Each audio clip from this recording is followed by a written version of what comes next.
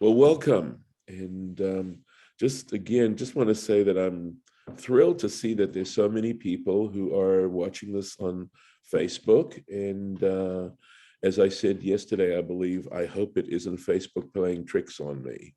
And that actually you not just clicking on it, but that you're actually finding the content of these sessions to be interesting. That is the idea, that it should be an enjoyable pastime, if not a deeper experience. So, Baruch atah Adonai Eloheinu melech haolam asher kitshanu b'mitzvotav v'tzivanu la'asok b'divrei Torah. Amen. Amen. Well, a couple of days ago, or maybe it was even yesterday, that I referenced a Torah T'mimah regarding, the fact that the way Moses set out his pleas before God in this week's Parsha, that's an example for all of us as to how to set out our prayers. And in this Torah, that's where the Torah T'mimah took this, that we should start off when we are engaging God and supplicating God, that we should start off with first acknowledging God's greatness and all the things that the blessings that we've received already.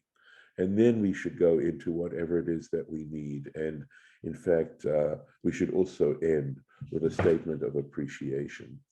And he referenced a Maimonides, which is a reference to one of Maimonides' major works, is Mishneh Torah. It's also known as the haChazakah, because there are 14 major sections, and Yud Daled is the number 14 in the Hebrew alphabet.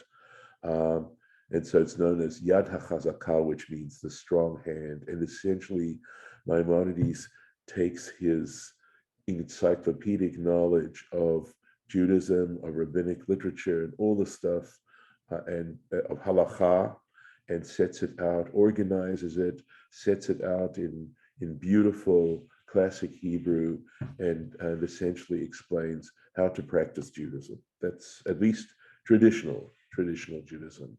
And so it occurred to me that since this work is in fact still in existence, to perhaps look at the reference point and share this with you and see if you might actually find this interesting as well as instructive. So give me one moment as I open the window on what we're looking at. Okay. So I'm going to see if I can get the page to show up. And here we are. This actually comes from a beautiful edition. I actually own, this is from a website that has many Jewish classic works that are simply there now in PDF form. But I actually have, part of my dad's library, this beautiful, very large folio set of the Rambam. I have to tell you that if I were to actually read the books that I own in my library, I would live many lifetimes. It is so intense. So this is, we took a quick look at this yesterday, Hilchot Tefillah, the laws of prayer and the priestly benediction. We actually read all of this, and it's from a section called Ahava, one of these major sections of the 14 sections, which is Ahava means love, right? And Hilchot Tefillah, Perek Rishon, laws of prayer, the first chapter. This is a commentary. I discussed yesterday also what is challenging about reading the Rambam. He doesn't tell you his sources. And one of these commentators, I believe, maybe I didn't have a chance to quickly look it up. I had planned to. I'm not sure if the Kesef Mishneh is actually written by, I think Asher ben Yechiel, but I could be wrong. I need to it's a straight look up and a checkup in Google to see who wrote Kesef Mishneh, this major commentary where he tries to give the sources of these halachot and also explain possible difficulties. So with that in mind, we'll plunge into the Maimonides itself. The actual reference was to this chapter and to section 2, and you'll possibly see how that works out. Why is that? At any rate, mitzvat aseh, it is a positive commandment, lehit palel b'chol yom, to pray every day. Shene'emar, as it states, va'avadatem et Hashem Elokeichem. I looked up the reference, right? The reference isn't in here. This particular edition of the Rambam doesn't provide scriptural references, so one has to look them up. This is from Exodus 23:25, and it says, "You shall serve the Lord your God." And this already, of course, is something for us moderns, I should say, and liberal Jews, to consider what's the implication of that, right? What does it mean to serve the Lord your God? And do we even accept that as a primary function of our lives? And to understand just how significant, we talk about mitzvot, and this is a little bit of a soapbox, unfortunately, of mine, that we talk about mitzvot as good deeds, and in that sense, we devalue them, right? When you consider them as commandments coming from a divine sovereign, and that divine sovereign is commanding us to do this, and that's what our religion is trying to put inside of us. It puts a whole different complexion as to the urgency with which we need to look at these things seriously and study them and try to curb our lives in such a way that they reflect that. So, thank you. Okay. Oh, okay. Thanks, Lauren. So it's actually, all right, very good. So it's Rabbi Joseph Caro, who's also author of the Shulchan Aruch, right? So thank you. My memory, at one point I knew that, and I'm glad you checked it out and corrected me. Thank you. So Joseph Caro, that, by the way, that just tells you the level of knowledge and brilliance of Joseph Caro. So anyway, thank you. That's where he comes. We'll keep going with this, right? And he says, "Mipi hashmu'ah." This means that through tradition, lamdu, we learn, or they learned, right? She'avodah zo, that this particular service that we're talking about, right? When it says you shall serve the Lord your God, and that it refers to prayer, zohi tfilah, okay? Tfilah, we learn through tradition that this kind of service refers to tfilah, to prayer. Shene'emar, how do we know this? Because it says, La'avdo b'chol levavchem, to serve him with all your hearts, right? And that is Deuteronomy 11:13. Amru chachamim, and our sages said, Ezo hi avodah shebalev. What do we mean about service? What is meant by service in the heart? What is heart service, right? As opposed to performing other kinds of mitzvot. Zo tfilah, that refers to prayer. So that when we pray, that is serving God with our hearts. So that prayer involves our emotions, right? And our intellect and our thoughts with respect to God. And I think the interesting point, or one interesting point of this, is seeing prayer as something having such significance as being an act of service, of a commandment. Ve'ein minyan hatfilot min haTorah. And what he means by this isn't so clear, all right? And I tried to understand, and when minyan usually, of course, we know means counting. So I don't know if he's referring to the tefillot that are found like in the prayer book and in the Amidah. He is not, I think what he is trying to tell us here, and I believe it'll be clarified as we go through this, is that he's saying, because we have this concept, right, of mitzvot, of the Torah, of mitzvahs, commandments that are actually found in the Torah, and I've discussed this a little bit too, that some are explicitly stated in the Torah, some are inferred through logical deductions, and those are all considered, they're called in Aramaic, they're referred to in Aramaic as deoraita. So there are commandments that come directly from the Torah. They have the status, right, and the importance and the significance of Torah mitzvahs. And we also have another concept called Darabanan, which refers to mitzvahs, commandments, and practices that were derived by our sages. And very often, many of those have to do with protective rulings. In other words, consider for a moment, if you take one step back, how important and how much we are obsessing on this particular concept, right? So we make a distinction. Okay, all right. So at any rate, let's go on with this.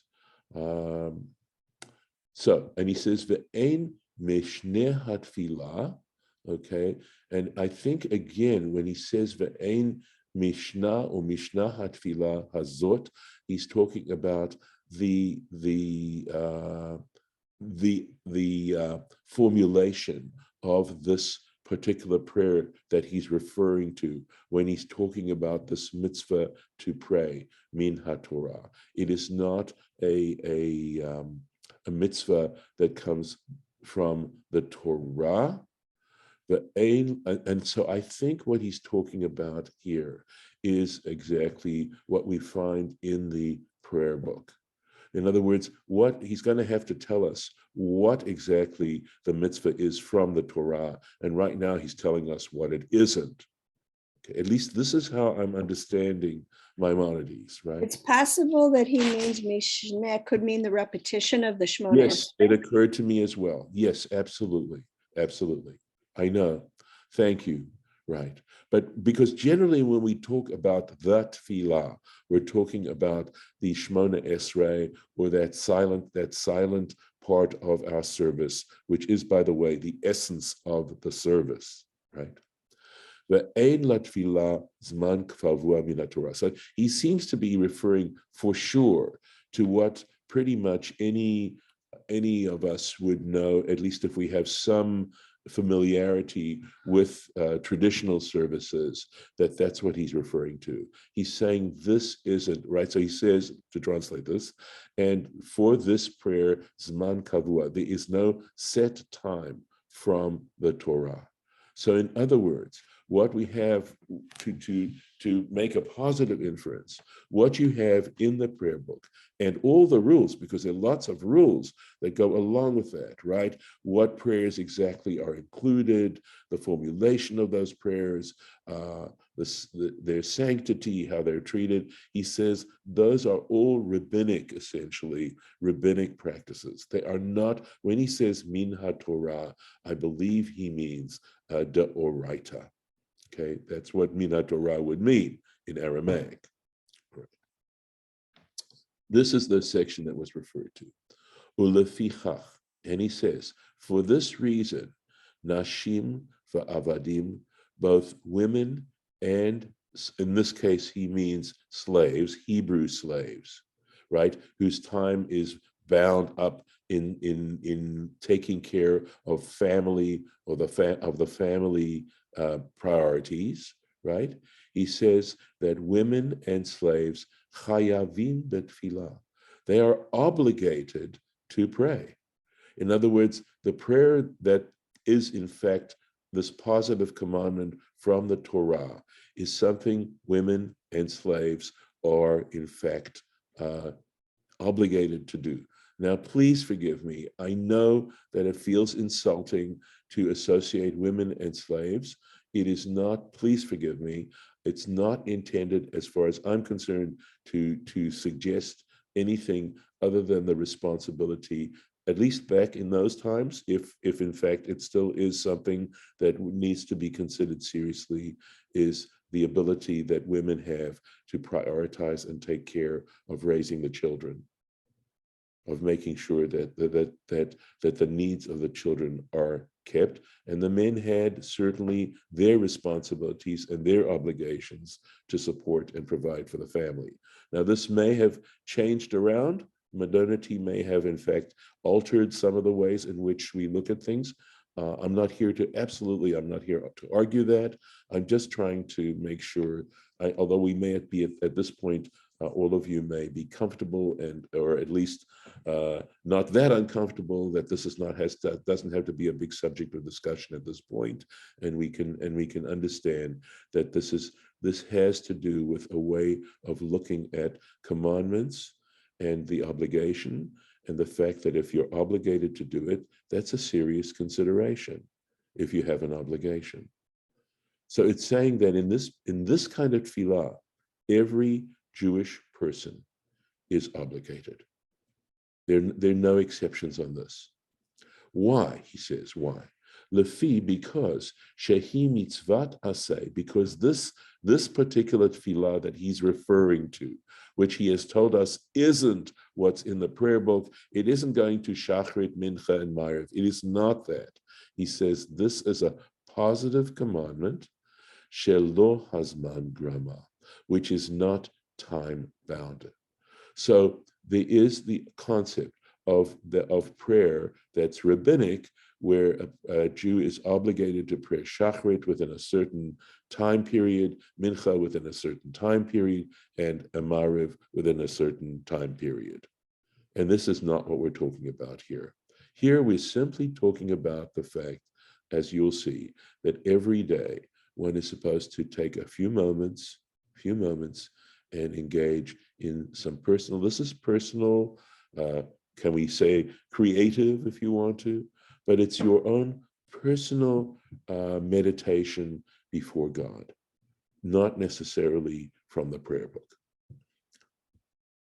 Ela chiyuv mitzvah zo, but this particular commandment, that is the obligation of this commandment, kachu, is such sheyehe adam, that a person should mitchanen, should supplicate, umitpalel, and pray bechol yom, every day, umagid shivcho shel HaKadosh Baruch Hu, and declare the praise of the Holy One, blessed be He, v'acharkach, and following that, shoel tzorchav, and after that, request his needs, shehu tzarich lahem, which he requires, b'vakasha, with a supplication, a request, uvetachana, and with pleading in some cases, v'acharkach, and following that, noten shevach v'hodiyah Hashem, he then gives praise and acknowledgement to God, ala tova, regarding all the good, shehishpia lo, which God has given to him, has influenced his life with, has flowed out to him. Kol echad lefi kocha, every person according to their particular strength, right, their abilities. Yes, okay. I see two people have raised their hands, so take your turns, please. So that was unwieldy. And what was unwieldy about it is the supplication was mentioned. Yes. And then the other type of prayer. And then later it said after supplication. Okay. And then it said, and it mentioned praise God in one place and then praise God in another place. Right. So if you could kind of tidy that up a little bit, sure that would help. I believe I can do that. So my question comes in with that, which is about, we've been talking about kindness as chesed. Right. So this is addressing tachanun is chen. So when you answer Lauren's question, address. Okay, so I'm not sure. I'd have to think about that. But let me answer Lauren's question, okay, for the fact that this was unwieldy. I think in simple terms, it means that we should take time during the day, any time, right? Whether it's morning, afternoon, before you go to bed, whatever, but to make sure that every day we address our minds to God, to our Creator, to the sovereign of the universe, that we take our minds and we meditate by starting, first of all, with reflecting on how great the divine is, right?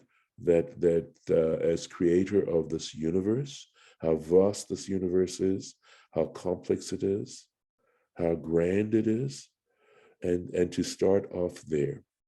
In other words, in attempting to get ourselves in sync with the source of everything. Okay? That's where it starts. But we also know that we all have personal needs of various urgencies and importance, etc.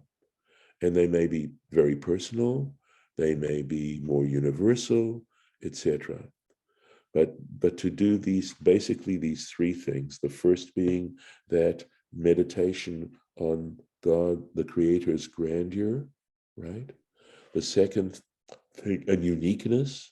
The second thing is to take the time to look at our needs and our family's needs, community, the world, etc., and to take those thoughts towards God and seek God's help in these particular various kinds of ways. And then to conclude it by thanking God for all the blessings and all the good things that God has done for us up to this point. And in fact, consider and meditate on so many of the things that we either feel entitled to or don't recognize. That when you start to deconstruct our own lives and look at what we depend on and what is so freely given to us, and to end in that way. So Lauren, before I move on to anything else, that's basically what he's saying. It's not a formal prayer. It's not the statutory prayer. And he says, this is the commandment from the Torah. Okay? Whether tachanun is a requesting of grace, I'm not sure. It may be related to the word chen, which would of course be, the connection would be seeking grace, but I'm not absolutely certain of that, or whether it comes from a different kind of root. I'd have to examine it and do some research. Is it okay to go on, or any other questions for this? But one thing I actually learned from reading this, because I had not actually, if I'd read this, and at one point I did try doing some reading of this. I mean, it's vast, right? Again, the more you know how little you know. But I actually was not aware about this particular aspect of it, that one fulfills one's biblical obligation by just taking, it could take you a minute, it could take you 5 minutes, it could take you 15 minutes, but to find some point during the day. I mean, Maimonides is very clear about it. He says, Lefi kocho, right? It has to do with, do you have the time? Do you have the intellectual capacity? Do you have the emotional capacity? Do you have the energy, etc.? I mean, it's just a matter of taking every day and finding time to reflect on your Creator. Right. Here we go. He actually has some really interesting things to say as he comments on this and introduces this whole subject of prayer. I'll try and continue, and hopefully it won't be overwhelming. Im haya ragil marbe betchina uvakasha. If he was of the habit, right? If he was used to of marbe means to have a lot of, right? To have a lot of supplication and requests. The im haya aral sfatayim. So I think what he's saying is, if he was very articulate in putting forth his supplications, or if he was literally of uncircumcised lips, right? Meaning he isn't articulate. If this person is not an articulate person, medaber kechi yecholto. So Maimonides is underlining this. He speaks according to his ability. Uvachol eit shirtzeh, and at whatever time he wants, right? So Maimonides is very clear about this. V'chein minyan hatefilot, and with regards to the number of prayers, kol echad kefi yecholto, every person according to their ability. Yesh mitpalel pam achat bayom, so you can have someone who prays once a day. V'yesh mitpalelim pamim harbe, and there are people who pray many times. V'hakol yiyu mitpalelim nochach hamikdash, and when you pray, you should pray in the direction of the temple, right, the sanctuary, v'chol makom sheyeh, in whatever place he is. V'chein haya hadvar tamid, okay, and this is the way things were. Mi Moshe Rabbeinu v'ad Ezra, from the time of Moses until the time of Ezra. Give me one moment.